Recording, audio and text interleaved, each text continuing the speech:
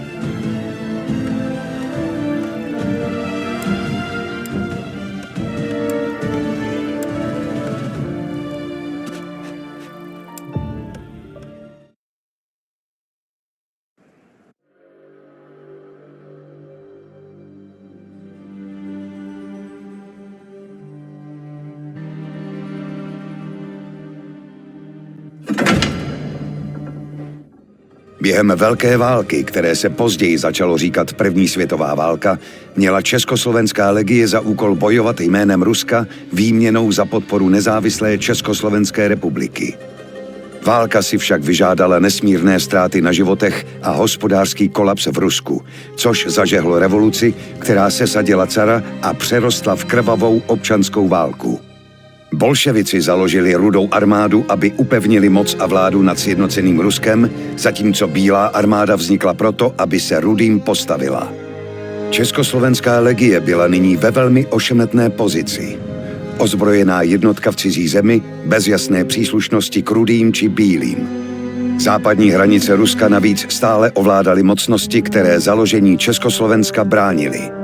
Československá prozatímní vláda proto legionářům nařídila, aby zůstali neutrální a vydali se na východ do Vladivostoku, kde se měli nalodit a plout zpátky do Evropy. Během evakuace přes transsibirskou magistrálu se však legie zapletla do ozbrojených střetů, které měly dopad na běh ruské občanské války. Nyní nás čeká příběh hry Last Train Home, fiktivního díla inspirovaného zápisky geniálního člena Československé legie a opravdového historického pramene. Příběh začíná u ambiciózního kapitána pod vedením majora Gazdíka, který vede poslední jednotku československých legionářů, která jede obrněným vlakem do Vladivostoku.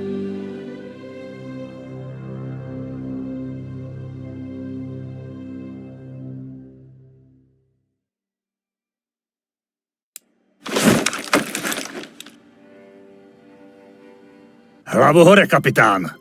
Treba skontrolovať vlak a môžeme vyraziť. Počul som, ako sa chválite, že budete lepší major ako ja. Nuž, uvidíme, ako vám pôjde velenie. Vezmite si čatu a vyrazte obchodovať s miestnym mlynárom, zatiaľ čo zvyšok legionárov bude strážiť vlak.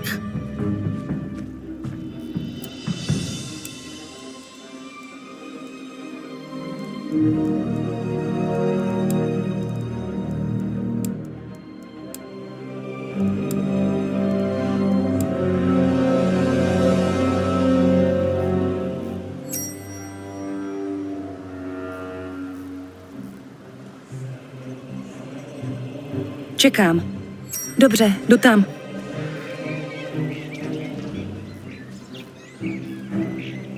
Ano, pane. Čekám na rozkazy.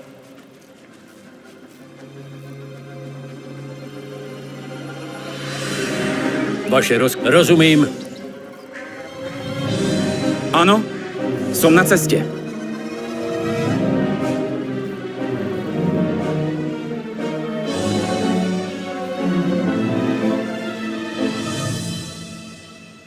Poslouchám. Ano, pane.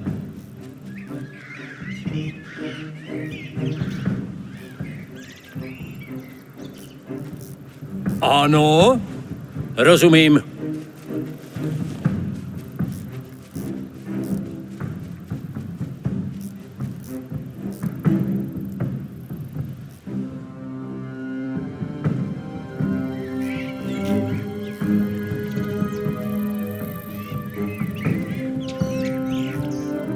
Jdu do krytu.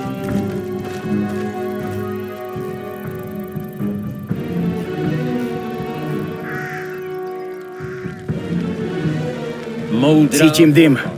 To nie je dobré. Rychle! Mlyny sú zničené. Našťastie to vyzerá, že tu nebol nikto, kto by sa mohol zraniť. Unáhľajte sa a pozbierajte vrecia so zásobami potravín skôr, než tiež zhoria. Tak já to vypáčím. Áno? Rozumiem. Ako rozkážete, pane. To je lepšia možnosť, áno. Čekám. A teď je to moje. Vojna sa skončila, blíži sa zima. Kto so zdravým rozumom by podpálil mlyn? Musíme sa porozprávať s mlynárom. Statok nie je ďaleko. Poďme. Už jdu.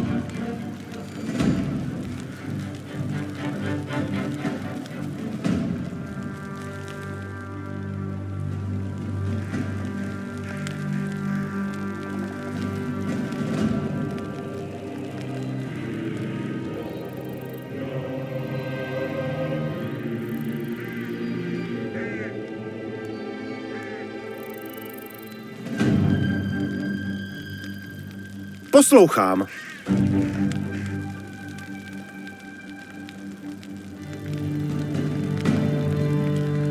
Ano, pane.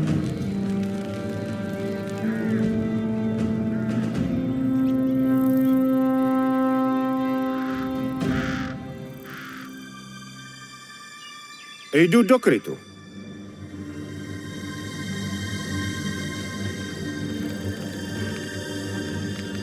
Vaše rozkazy, pane?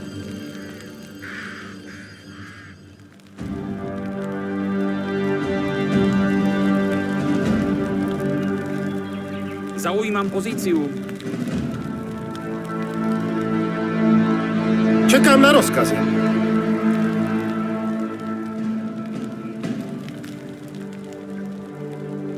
Hledám kryt.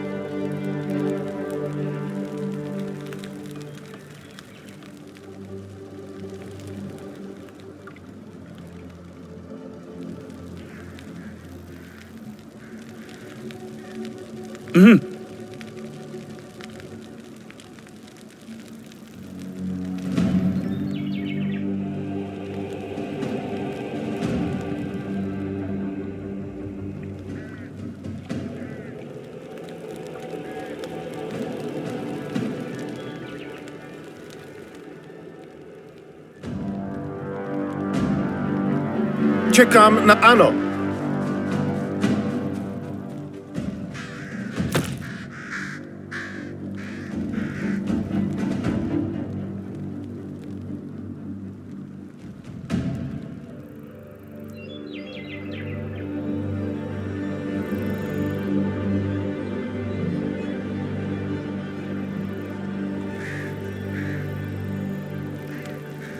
Poslouchám.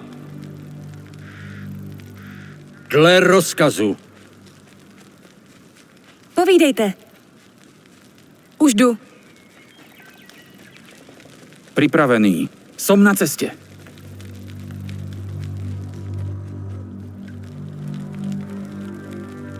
Rozumiem.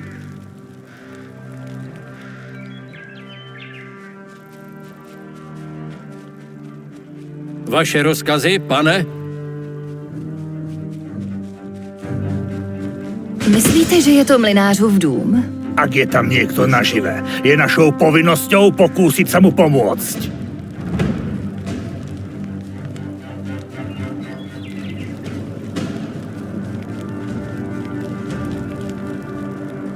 Postarám se o to, pane.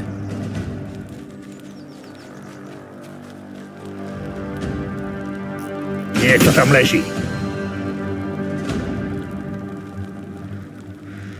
Zaujímám... Přišli jste zabít i mě? Nie, pani. Sme československí legionári na ceste do Vladivostoku. Chceli sme nakúpiť zásoby vo vašom mlyne, ale keď sme prišli, bol v plameňoch. Kto to urobil? Bolševici. Dožadovali se, abychom jim předali zásoby na zimu jménem Lenina. Můj syn odmítl. Musíme živit rodinu, říkal. A tak ho zabili. A děti taky. Ty vojáci jste všichni stejní. Umíte jenom zabíjet. Jděte pryč a nechte mě umřít v pokoji. Jestli bolševici chtěli jídlo, proč nechali ty pytle schořet spolu s mlýnem? O jedlo vôbec nešlo. Tak to dopadá, keď odmietnete spolupracovať s Červenou armádou.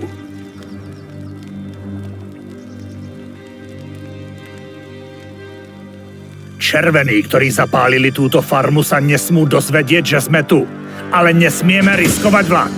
Nájdite si dobré miesto a preskúmajte kolaje pred nami. Ak je tam nejaký problém, aspoň budeme pripravení. Vaše rozkazy, pane? Samozřejmě.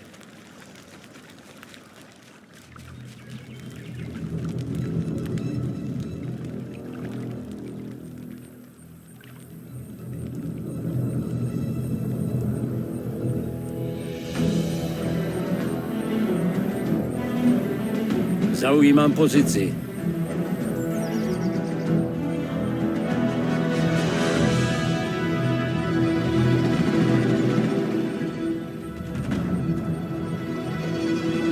Dle rozkazu.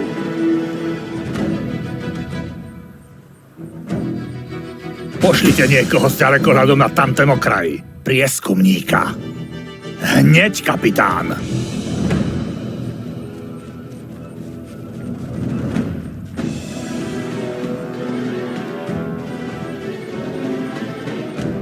Poslouchám. Dle rozkazu. Pripravený. Zaujímam pozíciu. Připravenější už nebo jak to mám udělat? Zaujímám pozici. To nejde. Moudrá. Hej! To červení zabili rodinu tej mlynárky a všetko spálili. Zaslúžia si smrť. Bohovoják. Červená armáda sa bude zodpovedať za zločiny proti svojim krajanom. Ale nie nám. Stále sme na ruskom území a čaká nás dlhá cesta domov. Nechceme si robiť nepriateľov. Nemluvě o tom, že diplomatické incidenty by mohly ohrozit naši novou republiku. Dosť rečí. Naspäť do vlaku. Možno cestou nájdeme ďalšie zásoby.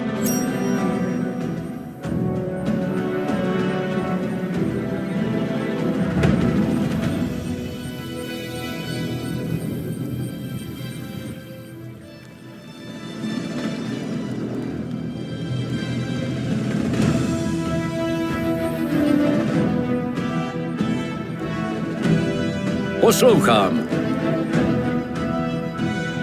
Vaše rozkazy, pane?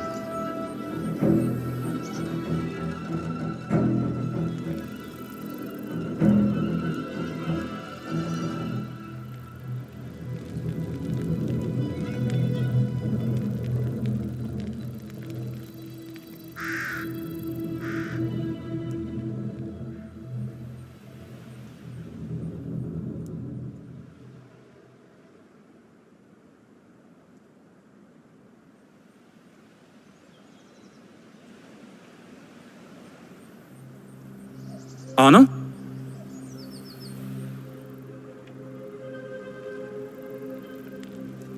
Som na ceste.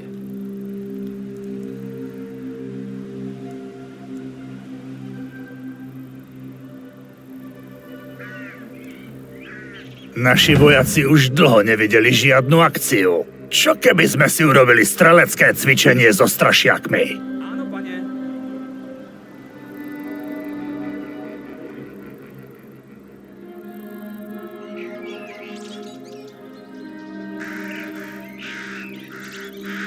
Idem na pozíciu.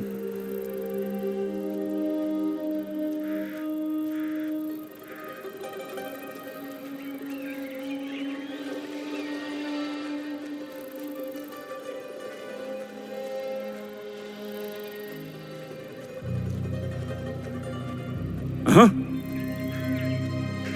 Rozumiem. My legionári nikde nikoho nenecháme. Priveďte sem celú čatu, než dáte rozkaz na odchod. Vaše rozkazy, pane. Počúvam.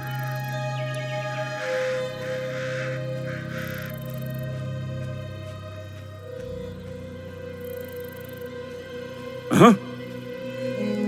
Pripravený. Útočím. To nie sú strašiaky. To sú vypchaté čarodejnice. Postarám sa o to. Pozor na Babu Jagu, matku všech čarodejnic. Menej rečí, viac strieľania. Áno? Áno, pane. Som na ceste. Zameriavam. Tu máš, Baba Jaga.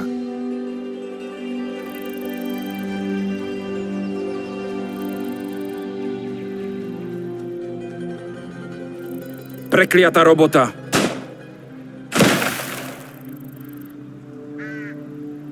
Ako rozkážete, pane.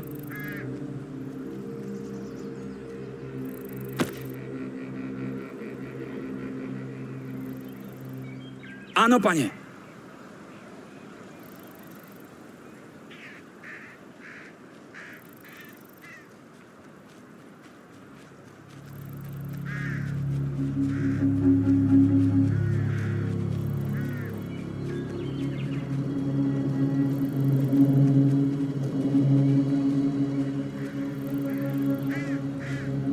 Připraven. To nejde.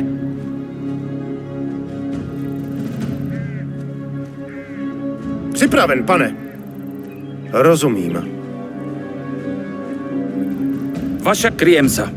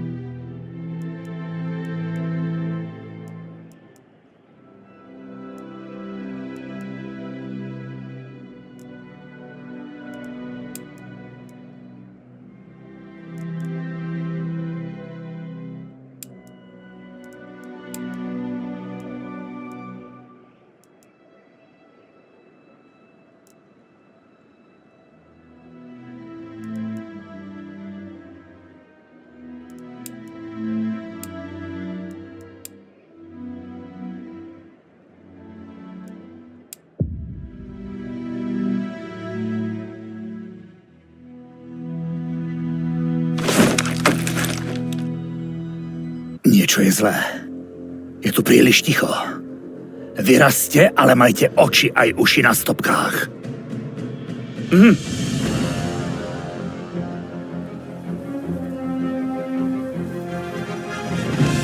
Rozumiem.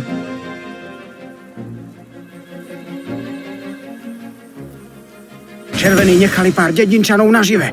Myslím, že potrebujú pomoc. Vyrážam. Ano? Jsem připravena. A teď je to moje.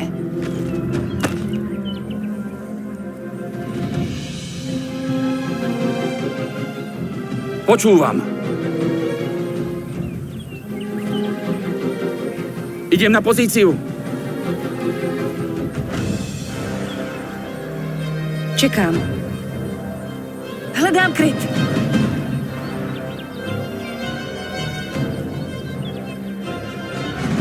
Ano, pane.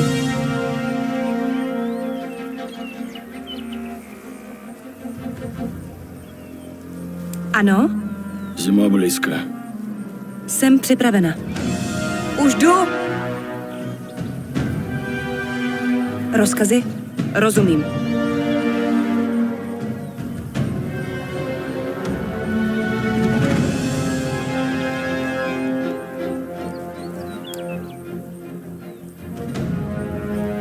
Budeš žít.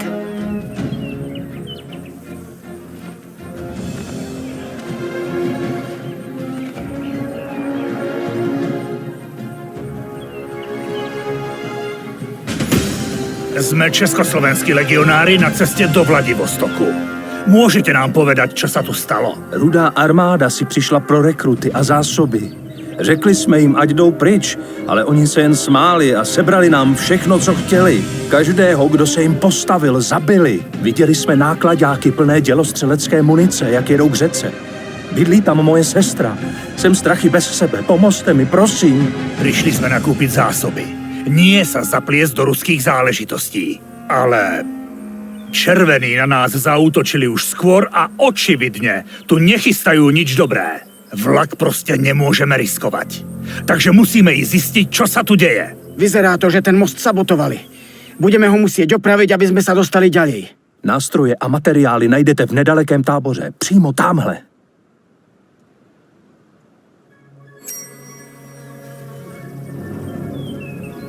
Povídejte.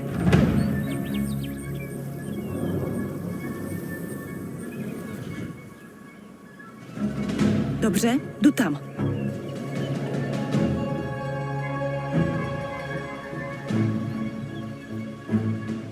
Nepřítel. Кто здесь? Покажи оружие в бою! Čekám! Nepřítel podle všeho zaujímá dobrou obranou pozici v plném krytu. Bez dlouhého dostřelu či granátů budeme muset na jejich pozici vtrhnout.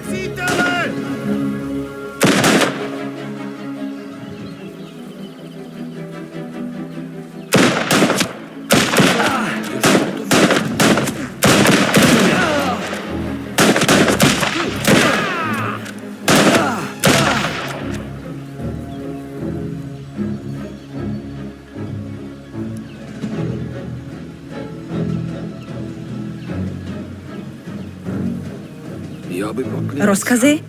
Do čort s ním.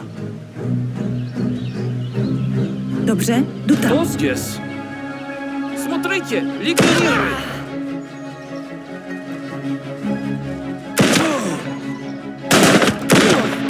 Tady se to rudými jen hemží.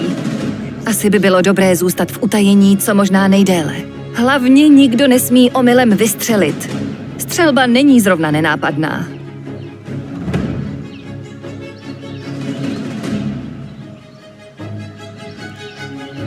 Jsem připravena.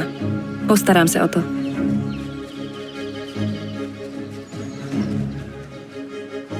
Nepřítel.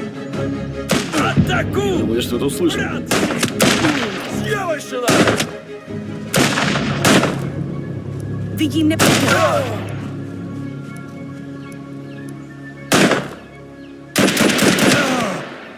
Myslím, že ten bol posledný. Čekám. Už jdu? Nepriateľ.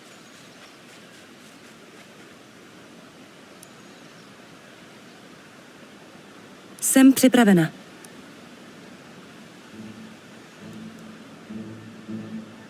Povídejte.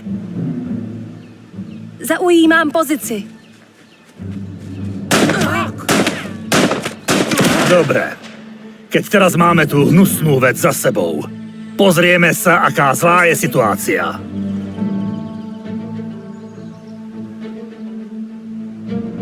Postarám se o to.